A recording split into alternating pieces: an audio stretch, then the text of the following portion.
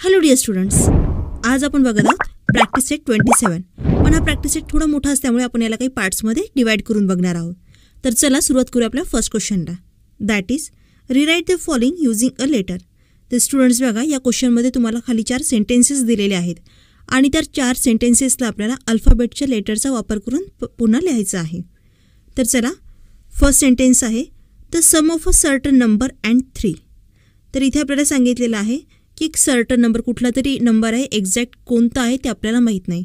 तर त्या नंबरची आणि 3ची काय आहे, सम आहे, ॲडिशन आहे. तर याला सॉल्व करण्यासाठी आपण सगळ्यात आधी काय करणार, जो सर्टन नंबर आहे त्याला एक अल्फाबेटचं लेटर म्हणून कन्सिडर करूया. सो इथे आपण लिहूया लेट. आता बघा, या सर्टन नंबरला तुम्ही कुठल्याही लेटरचा वापर करून रिप्रेझेंट करू शकता, पण आपण इथे एक्सचा यूज करूया. So let x be the certain number. आता जो सर्टन नंबर आहे जो आपल्याला माहीत नाही त्याला आपण एक्स कन्सिडर केलं. सो आता आपण आपला फायनल आन्सर लिहू शकतो. काय लिहायचं आपल्याला, सर्टन नंबर आणि 3ची ॲडिशन सम. सो सर्टन नंबर आहे एक्स आणि समचं म्हणजे ॲडिशनचं साईन आणि 3. तर स्टुडंट्स हेच असेल आपलं फायनल आन्सर. तर बघा किती सिंपल वेने आपण फर्स्ट एक्झाम्पल सॉल्व केलेलं आहे. त्यानंतर सेकंड आहे the difference is obtain by subtracting 11 from another number. आता फर्स्ट एक्झाम्पलमध्ये सर्टन नंबर होतं, सेम एक्झाम्पल आहे, फक्त इथे अनदर नंबर आहे. सो अनदर नंबरला आपण एक्स कन्सिडर करूया. इथे लिहिणार आपण let x be the another number. आता या अनदर नंबरमधून कोणाला सबस्ट्रॅक्ट करायचं आहे, 11ला. सो इथे येणार एक्स मायनस 11. त्यानंतर third one the product of 15 and another number. तर इथे सुद्धा काय 15 आणि अनदर नंबर आहे, पण आता इथे ॲडिशन किंवा सबस्ट्रॅक्शन नाही, तर इथे आहे प्रोडक्ट. मग प्रोडक्ट म्हणजे काय, तर प्रोडक्ट मीन्स मल्टिप्लिकेशन. या एक्झाम्पलमध्ये आपल्याला मल्टिप्लिकेशनचं साईन घ्यावं लागणार आहे. सो इथे आपण आधी अनदर नंबरला कन्सिडर करूया.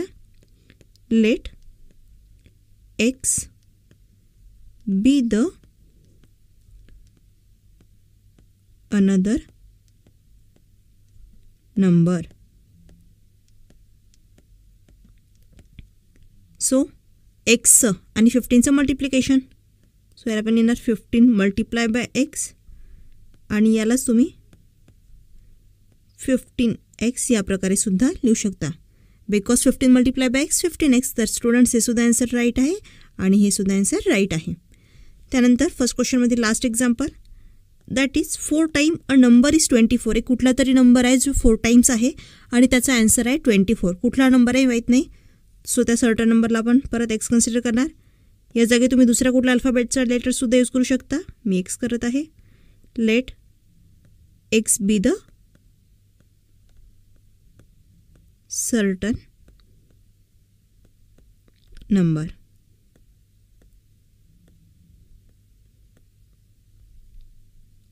सो इथे काय येणार, x multiply by 4 is equal to 24.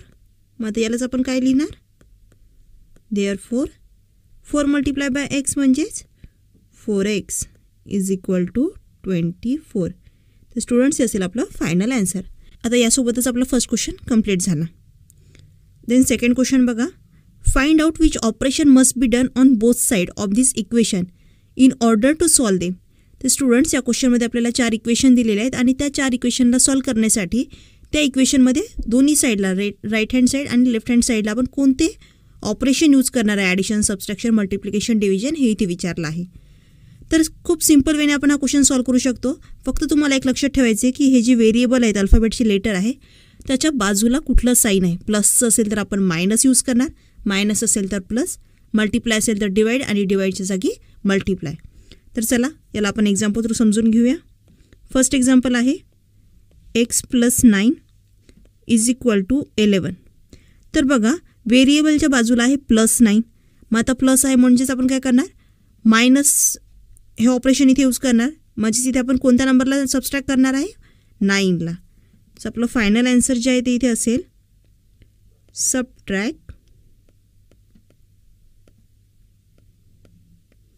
9 from both side, because एक्झाम्पलमध्ये व्हेरिएबलच्या बाजूला +9 होतं. त्यानंतर second equation that is x -4 is equal to 9. तर बघा इथे -4 आहे, त्यामुळे इथे आपण काय करणार +4 करणार दोन्ही साईडला. सो ॲन्सर असेल add 4 to both side.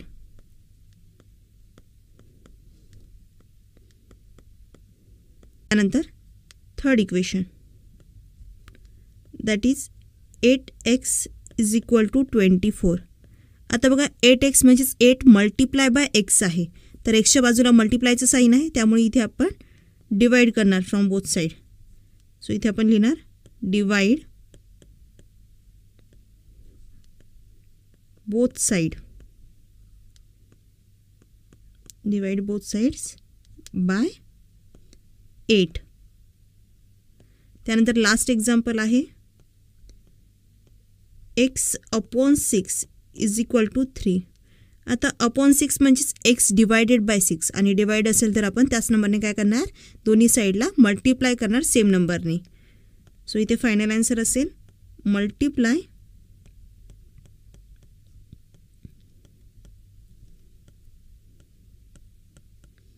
Both sides